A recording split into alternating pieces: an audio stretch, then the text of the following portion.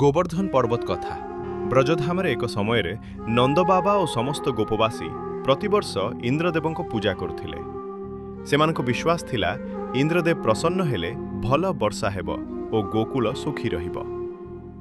ଏକଦିନ ଭଗବାନ ଶ୍ରୀକୃଷ୍ଣ ସେଠାକୁ ଆସି ନନ୍ଦବାବା ଓ ଗୋପମାନଙ୍କୁ ପଚାରିଲେ, ଆମେ କାହିଁକି ଇନ୍ଦ୍ରଙ୍କୁ ପୂଜା କରୁଛୁ?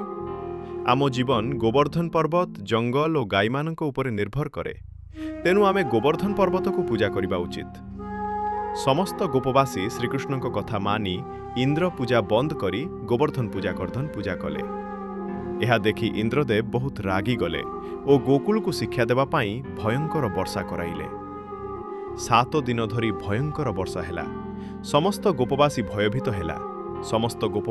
ଭୟଭୀତ ହୋଇଗଲେ। ତାପରେ ଭଗବାନ ଶ୍ରୀକୃଷ୍ଣ ତାଙ୍କ କାନିଆ ଆଙ୍ଗୁଠିରେ ଗୋବର୍ଦ୍ଧନ ପର୍ବତକୁ ଉଠାଇ ଛତା ପରି ଧରି ରଖିଲେ। ସମସ୍ତ ଗୋପବାସୀ, ଗାଈ ଓ ପଶୁପକ୍ଷୀମାନେ ପର୍ବତ ତଳେ ଆଶ୍ରୟ ନେଇ ସୁରକ୍ଷିତ ରହିଲେ। 7 ଦିନ ପରେ ଇନ୍ଦ୍ରଦେବ ବୁଝିଗଲେ ଯେ ଶ୍ରୀକୃଷ୍ଣ ସାଧାରଣ ଶିଶୁ ନୁହେଁ, ସେ ଭଗବାନ। ସେ ଆସି ଶ୍ରୀକୃଷ୍ଣଙ୍କୁ କ୍ଷମା ମାଗିଲେ। ଏଭଳି ଭାବେ ଭଗବାନ ଶ୍ରୀକୃଷ୍ଣ ଗୋପବାସୀମାନଙ୍କୁ ଇନ୍ଦ୍ରଙ୍କ କୋପରୁ ରକ୍ଷା କଲେ ଓ ଜଗତକୁ ଶିଖାଇଲେ ଯେ ଅହଙ୍କାରର ଶେଷ ସଦା ନମ୍ରତାରେ ହୁଏ।